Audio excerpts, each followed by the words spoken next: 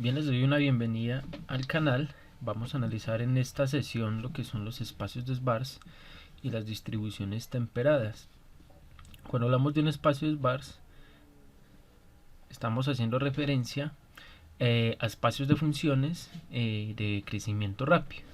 ¿Qué significa que una función, digamos visualmente, sea una función de crecimiento rápido?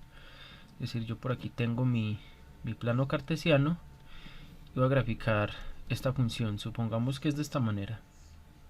Entonces vemos que a medida que mi x, especifiquemos bien el espacio en donde estamos trabajando. Estamos trabajando en este caso en un espacio de dimensiones, ¿cierto? En R2.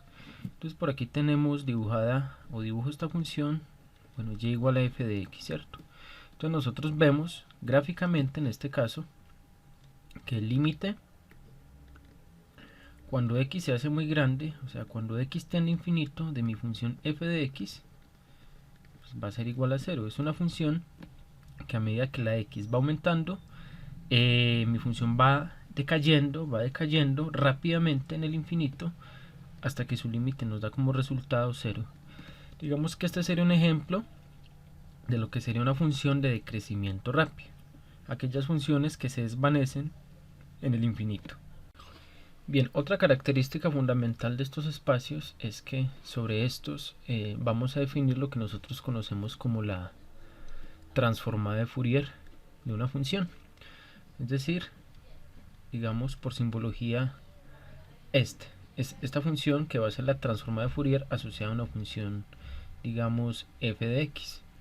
Sobre este espacio nosotros vamos a definir estas transformadas, y una característica bien importante de este espacio es que esta transformada que nosotros vamos a definir va a ser un automorfismo de este espacio. Entonces recordemos que un automorfismo es un isomorfismo en sí mismo, es decir, esta aplicación que nosotros vamos a definir va a ser un isomorfismo en ese mismo espacio, es decir, del mismo espacio al mismo espacio. Entonces, bien, ese va a ser el fin de este video, ¿no? Entonces vamos a introducir una notación que en este tema de distribuciones es bastante importante, y es lo que nosotros vamos a denominar como un multiíndice. Entonces vamos a definir lo que es un multiíndice. Bien, vamos a tomar la siguiente n-tupla. Entonces sea alfa a la siguiente n-tupla. Entonces digamos que en su primer componente es alfa sub 1, y así sucesivamente llegamos a la componente enésima y la vamos a denotar por alfa sub n. Entonces le vamos a exigir a cada una de estas componentes de esta coordenada entre comillas que pertenezcan al conjunto de los números naturales. Entonces tenemos este objeto que estamos definiendo en donde cada una de sus componentes pertenecen a los números naturales. Este elemento lo vamos a llamar multiíndice, listo. Entonces alfa recibe el nombre de multiíndice.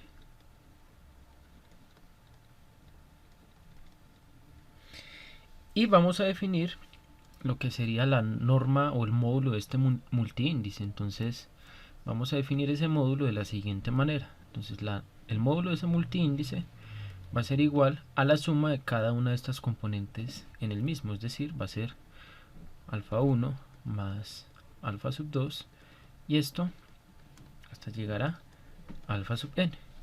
Esto lo vamos a poder escribir digamos en notación sigma como la suma desde j igual 1 hasta n de las componentes del multiíndice alfa, es decir, de nuestras alfa sub j. Bien, vamos a ver cuál es la utilidad de nosotros haber definido este elemento que hemos llamado multiíndice. Entonces vamos a tomar una función f de clase c infinito y definida en el conjunto Rn. Entonces recordemos que una función es de clase c infinito si tiene derivada hasta orden infinito, y esas derivadas son continuas, listo. Entonces tomamos una función que pertenezca a ese espacio y vamos a definir, digamos, su derivada en términos de multiíndices. ¿Cómo sería? de la siguiente manera. Entonces vamos a tomar la derivada con respecto al multiíndice alfa de la función f. ¿Cómo vamos a definir esta nueva operación? La vamos a definir de la siguiente manera. Entonces arriba vamos a escribir parcial de orden multiíndice alfa, esto de la función f, con respecto a cada una de las variables, ¿cierto? Entonces sería, en notación de multiíndice, de la siguiente manera: parcial de x1 elevado a la primer componente del multiíndice alfa, parcial de x2 elevada a la, digamos, a la componente alfa sub 2 del multiíndice alfa, puntos suspensivos, llegamos hasta la componente n de la función, ¿sí?, que sería parcial de xn, y esto con respecto a mi multiíndice alfa sub n. Bien, aquí vamos a suponer que estamos trabajando con funciones, ¿cierto? Con funciones definidas en Rn y que van a tomar un valor complejo, ¿sí? Es decir, un número en el conjunto de los números complejos. Es decir, aquí en R yo tomo una n tupla x1, xn, y la mapeo al conjunto de los números complejos mediante la aplicación f, ¿cierto? Es decir, f evaluado en x1 hasta xn. Es por eso que yo aquí estoy calculando, digamos, estas parciales con respecto a cada una de estas componentes. Entonces, bien, digamos que esta notación sigue siendo un poquito grande para definir lo que es una derivada respecto a un multiíndice. Entonces vamos a escribir esto un poco más abreviado de la siguiente manera. Este mismo objeto que tenemos aquí lo vamos a poder escribir de la siguiente manera, es decir, parcial de x sub 1 con respecto, digamos, de orden alfa sub 1. Aquí vamos a tener la parcial de x2 de orden alfa sub 2. Aquí puntos suspensivos, llegamos a la parcial de la componente x sub n, y con respecto, digamos, bueno, de orden alfa sub n, ¿sí?, donde alfa sub n es la última componente de este multiíndice. Digamos, todo este operador aplicado a mi función f. Y esto va a significar esto mismo que tenemos aquí, es decir, la derivada con respecto al multiíndice alfa de la función f. Entonces veamos un ejemplo para saber cómo aplican los multiíndices como operadores de derivación, ¿cierto? Entonces veamos este siguiente ejemplo, ¿no? Vamos a tomar el siguiente multiíndice, digamos alfa igual a 1, 2, 1. Entonces vemos que este satisface la definición, ¿cierto? 1 es un número natural, 2 es un número natural y 1 es un número natural. Entonces, como estamos tomando un multiíndice de orden 3, vamos a tomar una función, digamos, que esté definida en R3 y que tome valores en el conjunto de los números complejos. Bien, y a modo de ejemplo vamos a tomar, digamos, la siguiente aplicación. Aquí voy a tomar un punto de coordenadas x, y, z, y esta función me la va a llevar al conjunto de los números complejos de la siguiente manera. Entonces f evaluada en el punto x, y, z, construyámoslo de la siguiente manera. Digamos, x por y más z por y por x. Entonces es una función que toma un puntico de R3 y me lo lleva al conjunto de los números complejos de esta manera. Entonces la idea va a ser calcular la derivada respecto al multiíndice alfa de esta función. Entonces vamos a calcular esta derivada, ¿sí? Entonces vamos a comparar, o vamos a utilizar esta definición que tenemos en este lugar, en especial esta, la que tenemos aquí. Entonces en este caso vamos a identificar, viendo aquí el multiíndice, vemos que alfa sub 1 es igual a 1, alfa sub 2 es igual a 2 y que alfa sub 3 es igual a 1. Aquí en esta función vamos a tener que x1 es igual a x, x sub 2 es igual a y que x sub 3 es igual a z. Bien, de acuerdo a la expresión que nosotros tenemos arriba, la derivada con respecto a este multiíndice de la función f va a ser igual. Entonces la derivada, ¿cierto? Digamos aquí elevado a mi primer componente del multiíndice sería alfa sub 1 con respecto a la variable x sub 1, ¿cierto? Entonces derivada respecto al multiíndice alfa sub 2, y aquí colocamos la variable x sub 2, y por aquí la parcial, colocamos nuestro multiíndice alfa sub 3, y aquí nuestra última componente de este vectorcito, que sería, digamos, la componente x sub 3. Y esto aplicado a mi función f. Ahora sí, esto va a ser igual, ya sustituyendo mis multiíndices y mis coordenadas, vamos a tener parcial aquí de orden 1 con respecto a x, aquí la parcial de orden 2 con respecto a y, y aquí la parcial de orden 1 con respecto a z de la función f. Pero bueno, ¿quién es la función f? Voy a escribir directamente quién es f. La función f es x por y más z, y x. Bien. Bien, entonces aquí más o menos ustedes van a poder darse cuenta cómo es que van a aplicar estos operadores de derivación. Digamos que estos operadores son asociativos, ¿cierto? Entonces, sobre esta función que tengo aquí por dentro va a entrar primero esta derivada parcial. ¿Qué me indica este símbolo? Que tome esta expresión que tenemos aquí adentro y calculémosle solamente la primera derivada con respecto, entonces miren, la primera derivada con respecto a la variable z. Entonces esto va a ser igual.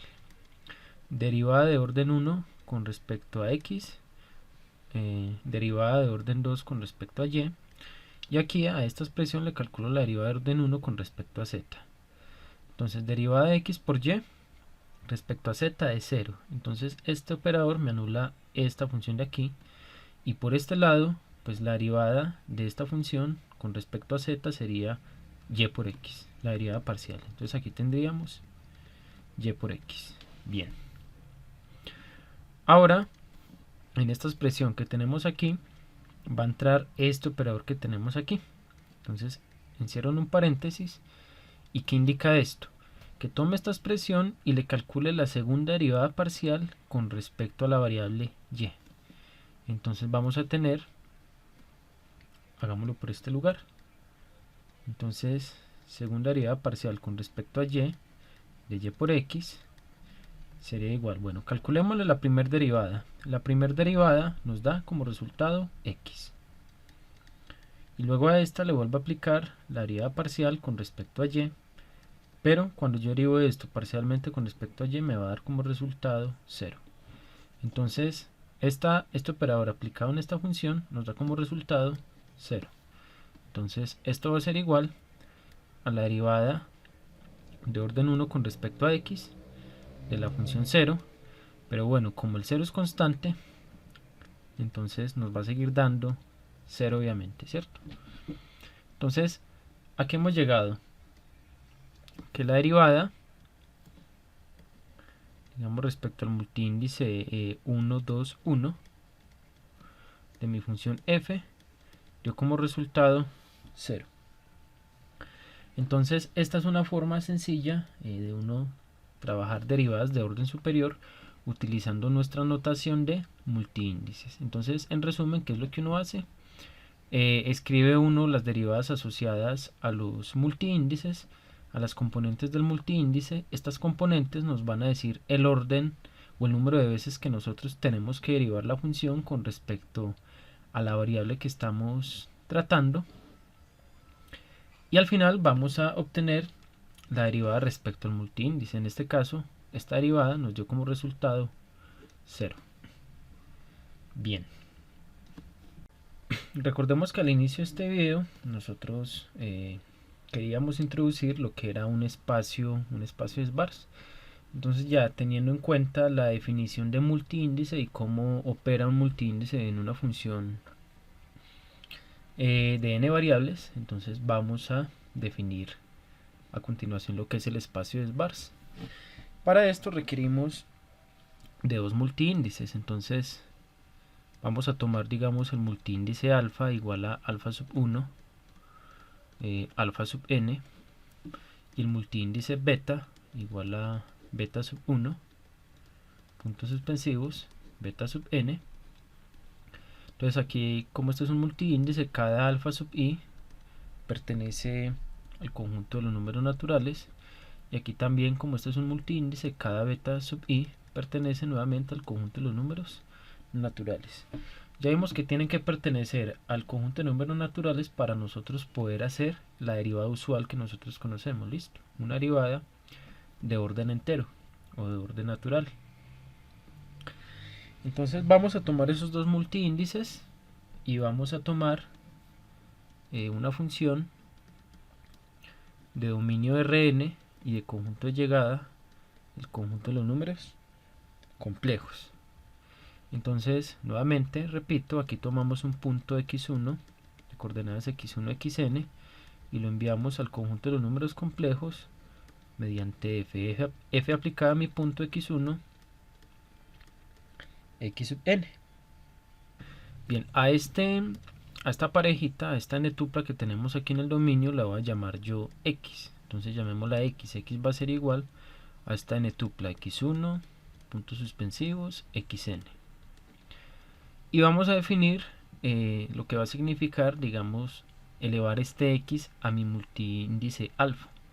Entonces vamos a definir lo siguiente: x a la alfa, es decir, x, este vector x de n componentes elevado al multiíndice alfa 1, alfa sub n, lo vamos a definir de la siguiente manera: la componente x1 del vector x elevada a la primer componente del multiíndice alfa, es decir, elevado a la alfa 1.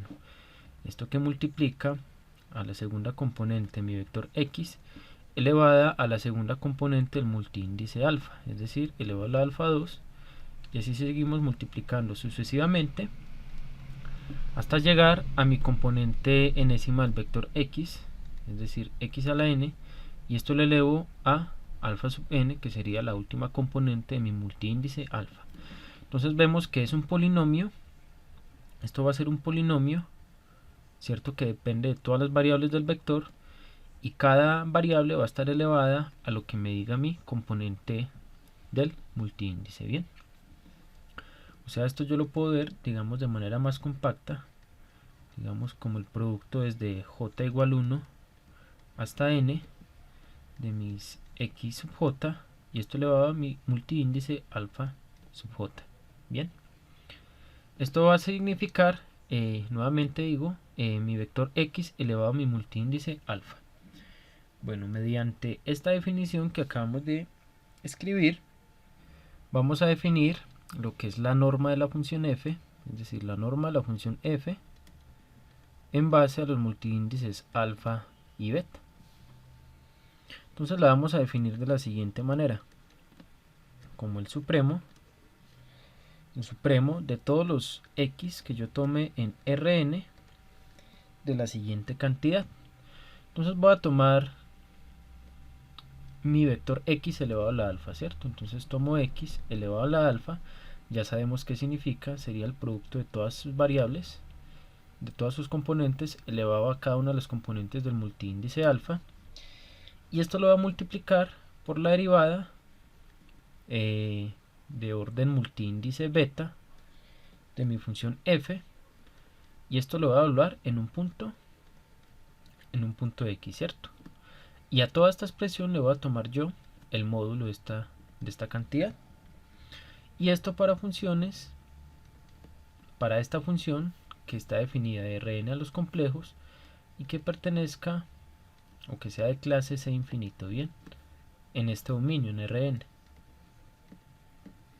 Entonces tomo mi x a la alfa y lo multiplico por la derivada respecto al multiíndice beta, la función f, y esto lo evalúo en un x. ¿Sí? Esto sería la norma de la función f respecto a mis multiíndices alfa y beta. De acuerdo a esta norma que hemos acabado de definir, vamos a hablar ahora o a definir lo que es el espacio de sbars. Entonces escribámoslo por aquí, espacio de sbars.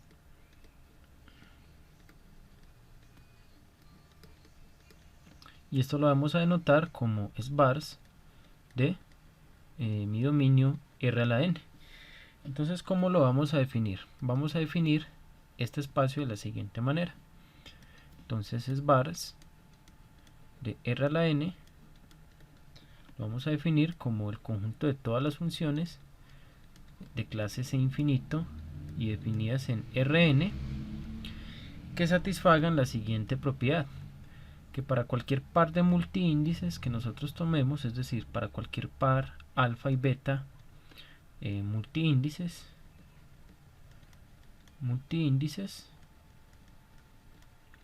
se satisfaga que la norma de la función f respecto a los multiíndices alfa y beta sea finita. ¿Sí? Esto es lo que nosotros conocemos como lo que es el espacio de sbars. Entonces previamente definimos aquí nuestra norma y ahora le estamos exigiendo que para cualquier combinación de multiíndices que nosotros tomemos, esta cantidad que tenemos aquí tiene que ser finita, es decir, este supremo siempre debe existir.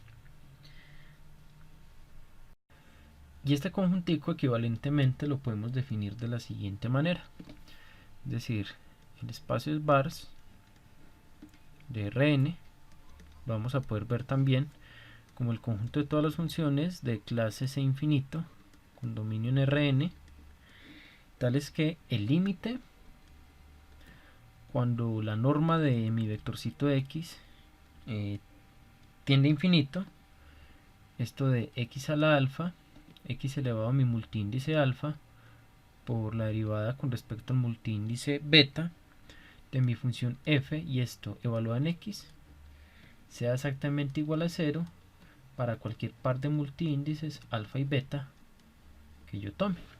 Entonces, esta definición que le estamos dando al espacio sbars está coincidiendo precisamente con la introducción al inicio de este video, que requeríamos funciones que de cierta manera en el infinito se desvanecieran, ¿no? Tendieran a 0, pero aquí estábamos hablando en un caso muy particular de R2, ¿cierto?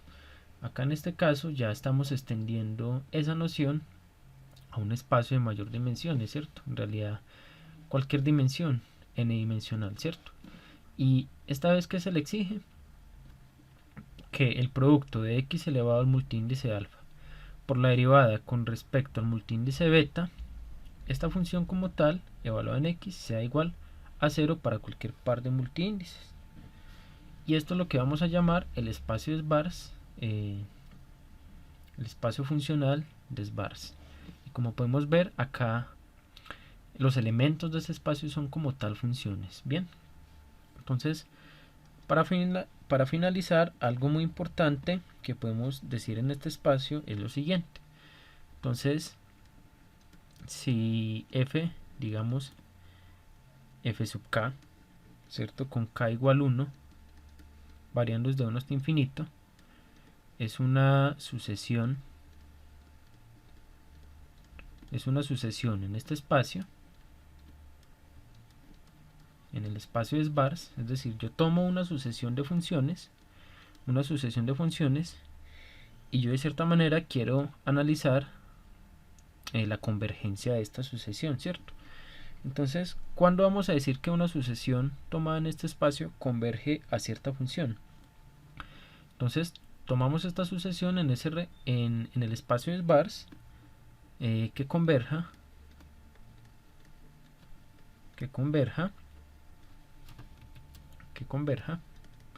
a cierta función f en el mismo espacio, es decir, en el espacio de sbars. Entonces, para que esta sucesión de funciones converja a una función f en el mismo espacio, ¿qué requerimos? Entonces requerimos que el límite cuando k tiende a infinito de la norma de f menos la norma de la norma de la diferencia entre f y la sucesión. Esto en términos de los multiíndices alfa y beta sea igual a 0 para cualquier par de multiíndices alfa y beta que nosotros tomemos. Esto equivalentemente lo vamos a poder escribir de la siguiente manera: como el límite cuando k tiende a infinito, y recordemos a qué equivale esta norma, como el supremo de los x en Rn del módulo de x elevado a la alfa por la derivada de orden multiíndice b, beta, de esta diferencia, ¿no? Sería f menos f sub k evaluado en x, y esto tiene que ser igual a 0 para cualquier par de multiíndices alfa y beta. Entonces es una definición de convergencia de funciones a la función f, similar a como uno lo trata en otros espacios de funciones, pero en este caso analizando la norma de Sbarz de la función f. Entonces bien, digamos que este era el objetivo de la primera parte de este video, que es definir lo que era el espacio funcional de Sbarz, el espacio de funciones de decrecimiento rápido. Definimos lo que era un multiíndice, cómo trabajar con multiíndices, y mediante esa definición definimos esta norma, que iba a ser bastante importante para definir lo que íbamos a conocer como el espacio de Sbarz. Entonces nos vemos en el siguiente video.